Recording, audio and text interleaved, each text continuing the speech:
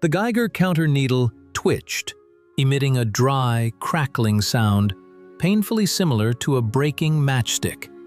In the cramped, hermetically sealed cabin, thickly lined with heavy lead plates, there was an unnatural, sharp smell of ozone, overheated rubber insulation, and the cold, sticky sweat of men who understood their fate. Beyond the thick, multi-layered porthole glass, distorting the spatial perspective, stretched the boundless, scorched, white emptiness of the gigantic testing ground near Semipalatinsk. It was May 1961. The commander of the enormous aircraft wiped sweat from his forehead and cast a tense glance at his wrist, where his Sturmansky commander's watch ticked rhythmically, as if counting not the passing seconds, but absorbed micro-roentgens. The roar of the 4 colossal turboprop engines of the Tu-95 strategic missile carrier seemed familiar, almost lulling. But right behind the crew, in the converted bomb bay, something else pulsed, alien to the sky. There, in a massive metal cocoon tightly surrounded by tons of distilled water and a beryllium shell, a real, fully functioning nuclear reactor was heavily awakening. These men were not just flying an experimental aircraft. They were piloting a continuous operation atomic bomb, which, according to its creators, was supposed to stay in the air for days, weeks, and possibly months, never touching the ground. Today, we will take a deep dive into the history of absolute technical madness, into that paradoxical era when the colossal ambitions of a superpower collided head-on with the fragility of human physiology, and brilliant engineers attempted to tame the primordial energy of fission, creating a Chernobyl floating in the clouds decades before the tragedy itself. Before we cross the invisible line and plunge into the radiation shadow of the Cold War's darkest period, to dissect the anatomy of this incredible project down to its atoms, I want to ask you for a small but vital action. If you are drawn to deep, uncompromising historical analysis, if you seek the hidden springs of great events and appreciate untold stories of people who defied the laws of physics and common sense, be sure to subscribe to this channel right now. Like this video and share it with your friends, with those who are willing to look deeper than the surface. Your activity is the indispensable fuel for algorithms that allows our investigations to find viewers who value the truth, hidden for decades behind heavy steel doors of archives marked Top Secret. And now, let's mentally return to an era when the world daily balanced on an incredibly thin, taut rope of nuclear parity. The mid-20th century became the turning point when the concept of any global conflict changed forever and irrevocably. Strategic superiority was no longer measured by the number of armored divisions, the depth of trenches, or millions of soldiers ready for a bayonet charge. Now, everything was decided only by time. The precise time it took for a delivery vehicle with a destructive charge to reach the capital of a potential adversary. The problem lay in relentless, merciless logistics. Traditional heavy bombers burned hundreds of tons of aviation kerosene in their voracious engines in just one transcontinental flight. Their range was rigidly, mathematically limited by the capacity of their tanks, and aerial refueling, especially over hostile or neutral ocean expanses, remained a complex maneuver dependent on the whims of the weather. The ideologues of global confrontation, sitting in high offices on both sides of the Atlantic, passionately dreamed of a flotilla of absolutely invulnerable celestial cruisers. These steel leviathans were meant to patrol enemy borders indefinitely, circling in the stratosphere for days on end, awaiting only a single, short, encrypted radio signal to unleash a firestorm upon the enemy. The solution to this task seemed frighteningly logical, almost elementary. If heavy nuclear submarines could already stay submerged for months, powered by the energy of split uranium, why not lift an identical reactor high into the sky? At first superficial glance, this task seemed to engineers simply a large-scale, but entirely solvable puzzle, a matter of scaling and arrangement. It was necessary to take a proven, reliable strategic bomber and integrate a compact pressurized water reactor into its fuselage, ensuring heat transfer to the turbines. In the Soviet Union, this colossal, ambitious goal was undertaken by recognized geniuses, the best minds of their time. The father of the Soviet atomic program, academician Igor Vasilievich Kurchatov, and the legendary general designer of aviation technology, Andrei Nikolaevich Tupolev. However, here we see the first fatal error in the very foundation of the design. The creation of a nuclear-powered aircraft was, from the very beginning, attempted using long-established heavy shipbuilding patterns, completely ignoring the fundamental laws of aerodynamics, weight balance, and the center of gravity of a flying object. The nuclear reactor itself, its core and coolants, did not weigh all that much.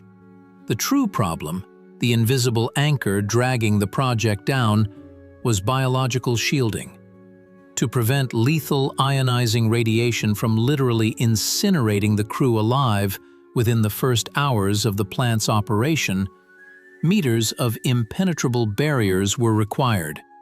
Thick layers of lead, heavy cast iron, cadmium, and special neutron-absorbing paraffin. This armor weighed tens, hundreds of tons. An aircraft forced to carry such a colossal mass, concentrated at one point in the fuselage, inevitably became an unwieldy, overweight monster, incapable of lifting off the runway.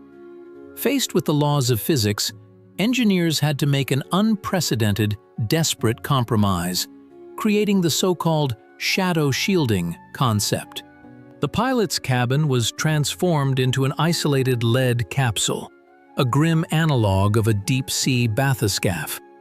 It protected the crew only directionally, from the front, from the reactor side, and from the sides, while the entire rest of the long fuselage, tail assembly, and wings were subjected to severe, unrestrained gamma radiation. But let's descend from the heights of drawing boards and global strategy to the level of deep personal motivations. Because true history is not made by dry calculations, but by living people with their ambitions, fears, and beliefs.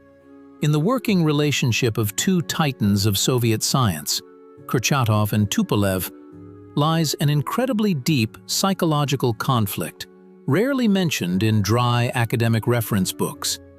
Kurchatov acted in this duo in the classic brightly expressed archetype of the magician, a true creator, a modern alchemist, for whom there are simply no obstacles in the transformation of matter.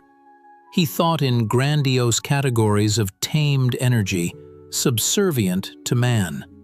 For him, a reactor in the sky was just another, albeit complex, mathematical model that had to be implemented in metal at any cost. Contemporaries recall how Kurchatov, infecting everyone with his enthusiasm, drew diagrams directly on napkins, convincing the military of the absolute reality of infinite flight. Tupolev, on the other hand, represented a completely different pole, the archetype of the pragmatist keeper. As an incredibly experienced aircraft designer, a man who felt metal with his hands, he instinctively sensed the unnaturalness of this physical symbiosis. Official biographers still persistently claim that Tupolev, with enormous enthusiasm and party responsibility, embarked on this project, fulfilling a most important task for the motherland. However, few notice that it was at this very moment that the renowned designer began to play an incredibly complex, subtle bureaucratic game. Carefully studying the pace of work, the endless revisions of approvals, and thousands of drawings, I dare to express serious doubt in the official version of his unconditional enthusiasm. There are very strong reasons to believe that Tupolev deliberately and artificially delayed the transition from the safe paper stage to actual flights with a working reactor. He demanded hundreds, thousands of superfluous ground-based stand tests, citing the need for absolute reliability. In private conversations with close engineers, he often dropped a phrase that became prophetic. An airplane is not a submarine. It cannot simply shut down its engines and stop in mid-air. Tupolev perfectly understood what the theorists brushed aside. One wrong move of the control stick, the slightest hydraulic failure, metal fatigue, or piloting error, and not just an airplane, but a dirty atomic bomb of colossal power would crash onto the native land.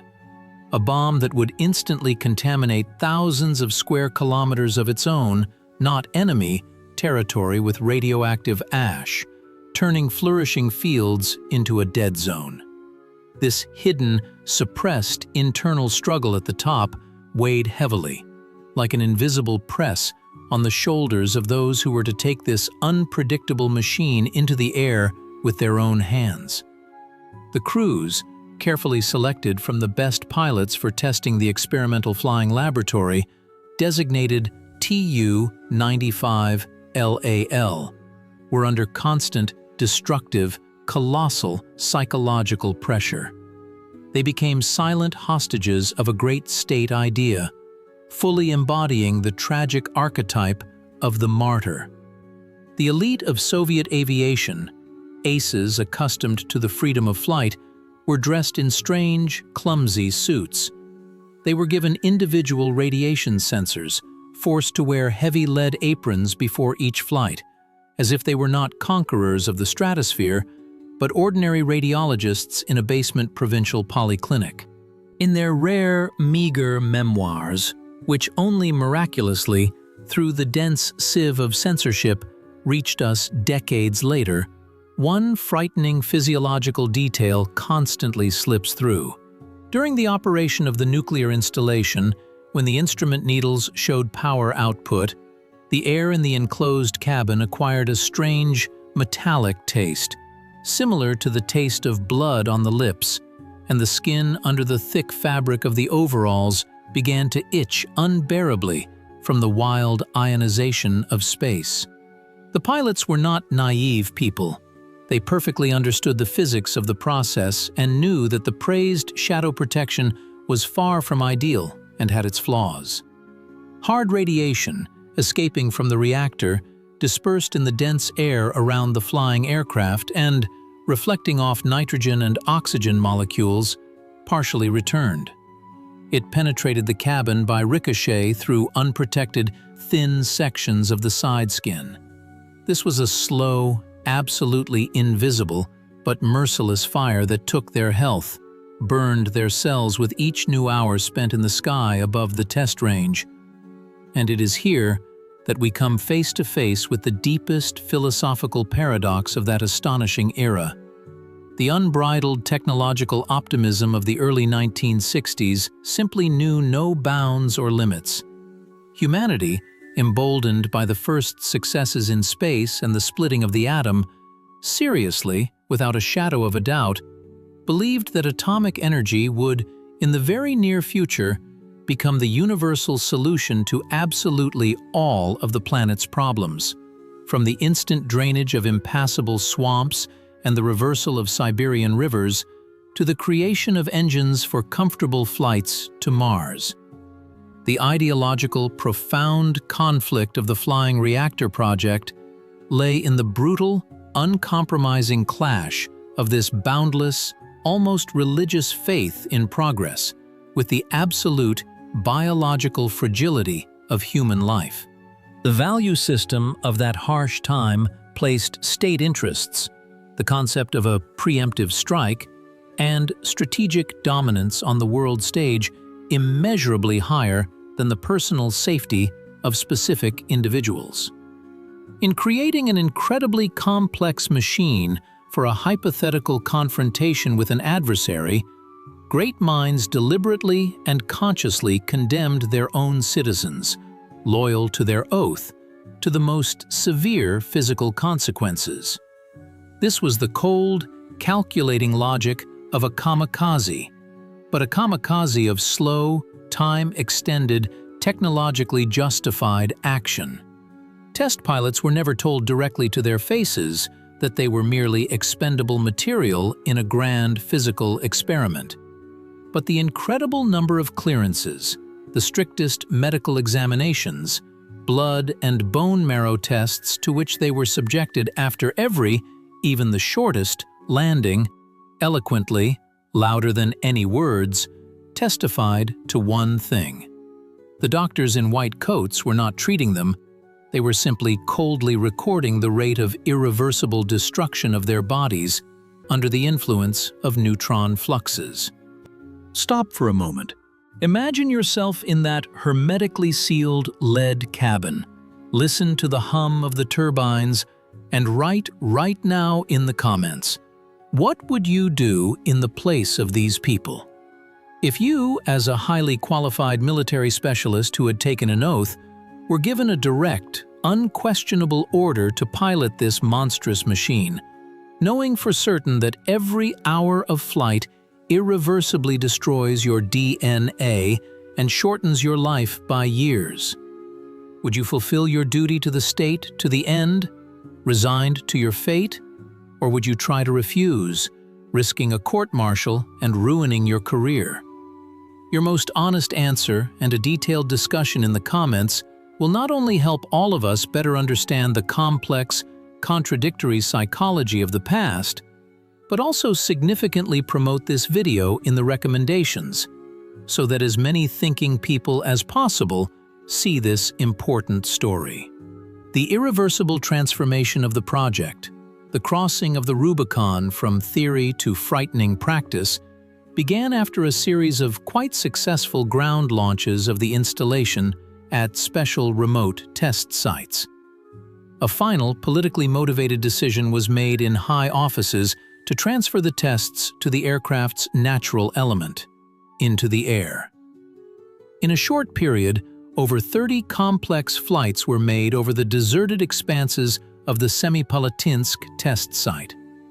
In some of the particularly important ones, the reactor in the bomb bay was launched at full operational power.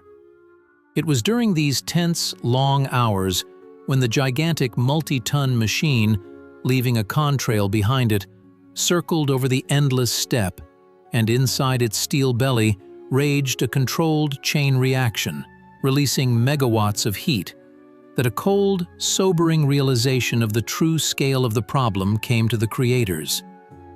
Aviation historians still fiercely debate the specific reasons why such a promising project suddenly began to rapidly lose political support from the country's top leadership.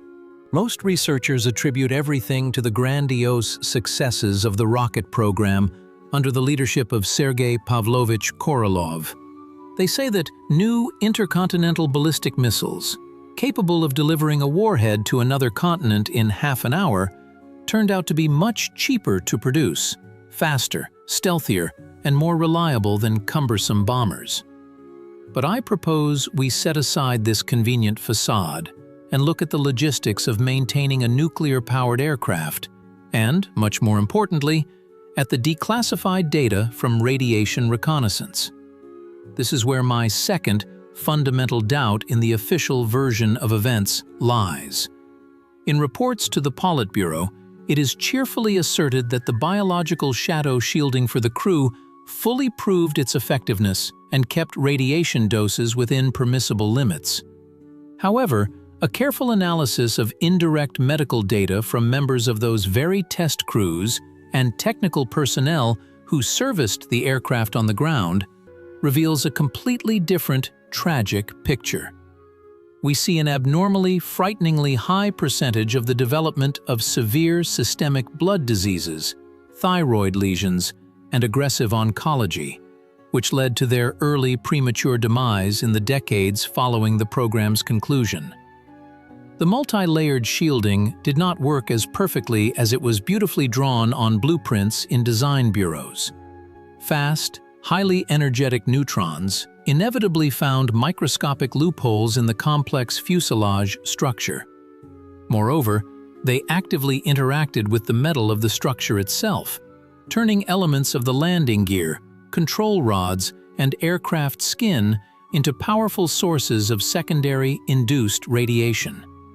After landing, it was mortally dangerous for technical personnel to approach the aircraft for several days. The machine itself became a radiating reactor. The true, hidden from prying eyes culmination of this grand technological drama occurred not in the scorching sky over the testing ground, but in the quiet, cool offices of the Kremlin and relevant ministries of the defense industry.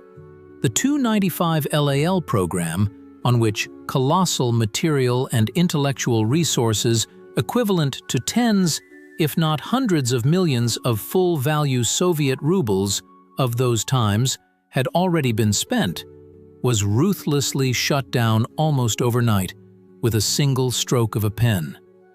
Technical madness finally collided at full speed with the icy, impenetrable wall of harsh reality. In addition to Korolov's obvious and more effective missile alternative, the highest political leadership finally recognized the catastrophic, unacceptable inapplicability of the nuclear-powered aircraft in real, rather than test site, combat conditions.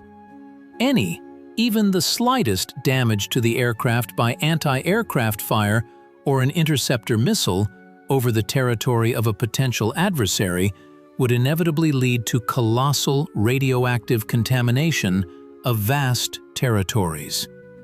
But what was far more terrifying for strategists in Moscow was that even the slightest, technical accident during takeoff with a heavy reactor or during landing over their own densely populated cities would mean a full-scale national catastrophe, compared to which any tactical benefits paled in comparison. And here, in our investigation, a third, perhaps the most intriguing, doubt arises in the generally accepted historiography. Officially, in all documents, it is considered that the program was closed solely due to pragmatic, dry economic calculations and a change in military doctrine. But if we begin to study the incredible, almost panicked haste with which engineers dismantled the working reactor, and how quickly the experimental radiating fuselage was disposed of, literally hidden, a very disturbing assumption can be made. It is highly probable that during one of the last, longest flights with the unit operating at maximum power, a critical abnormal situation occurred, about which the archives remain silent to this day. It is quite possible that the crew encountered a brief but uncontrollable loss of control over the reactor's thermal power, or there was a microscopic leak of boiling coolant into the aircraft's internal compartments. This event vividly, without formulas, showed everyone involved. The enormous machine was exactly one tiny step away from turning into a rapidly falling, melting reactor. This primal fear of an uncontrollable destructive radiation incident in the sky over one's own country turned out to be much stronger than any geopolitical ambitions and the desire to absolutely dominate airspace. What resonance does this semi-forgotten story evoke in our complex, technology-pervaded modern world? It would seem that the ambitious project of the Tu-95 LAL forever remained gathering dust in deep archives as a strange curiosity of the Cold War, as a dead end of evolution, a relic of that naive era when people seriously tried to cross the incompatible. But the fundamental lessons we must learn from this story are frighteningly, chillingly relevant today. This story is not just about an airplane. It is a global warning about the limits of technological hubris. Nowadays, we anxiously observe the exact same rampant, often blind optimism regarding self-learning artificial intelligence systems, uncontrolled genetic engineering, and the creation of autonomous combat drones capable of independently making decisions about targeting. Again and again, with persistence worthy of a better application, we try to integrate potentially dangerous, not fully understood technologies into the fragile, vulnerable fabric of human existence. And we are driven by the same things: considerations of global competition, the fear of falling behind geopolitical rivals, and the illusion of imaginary security. The Soviet atomic plane cruelly teaches us that not every complex engineering problem that has a beautiful, elegant mathematical solution on a blackboard has a moral right to physical embodiment in reality. There are strict limits to permissible justified risk, beyond which any technology ceases to be an obedient servant of man and begins to dictate its own ruthless and unpredictable conditions to him. Blinded by the arms race and the thirst for superiority, the brilliant designers of the 60s for a time forgot a basic truth. An airplane must not only fly indefinitely and threaten the enemy, it must also ensure the safety of the lives of those who operate it. This illusion of absolute divine control over the forces of nature, be it the fission of uranium nuclei or the creation of neural network algorithms, always, sooner or later, results in an incredibly high, sometimes unbearable price for all humanity. The needle of the portable dosimeter in the cramped lead cabin finally calmed down, slowing its hysterical race, when the massive, friction-heated, multi-wheeled landing gear heavily touched the sun-baked concrete runway of the secret Semipalatinsk airfield. The specific hum of the 4 enormous engines gradually died down, transitioning into a low rumble, and then gave way to the ringing, almost unnatural silence of the boundless Kazakh steppe, disturbed only by the whistling wind. The exhausted crew in heavy protective suits, drenched in sweat and fatigue, slowly, heavily stepped onto solid ground. At that moment, they hardly suspected that with their own hands, they had just forever closed one of the most controversial, frightening, and technologically complex pages in the entire history of aviation. The sharp smell of overheated metal, ionized air, and the fusible wax of biological protection gradually dissipated from their lungs, carrying into oblivion the incredibly ambitious but initially doomed and mortally dangerous dream of eternal, boundless flight. The nuclear strategic bomber never became the indestructible shield of a great empire. He transformed into a silent, invisible monument to human genius, which was able to approach the very edge of the abyss, but in time, albeit at a great cost, realized its own madness and retreated. We are now standing on the threshold of new, even more grandiose and unpredictable technological revolutions. And today, looking back through the decades at this flying lead sarcophagus with mighty wings, we should much more often listen to the invisible, quiet ticking of the internal Geiger counter in our own minds. This sound should constantly warn us that there are such boundaries of knowledge and technological intervention that, for the sake of preserving humanity itself, should absolutely not be crossed.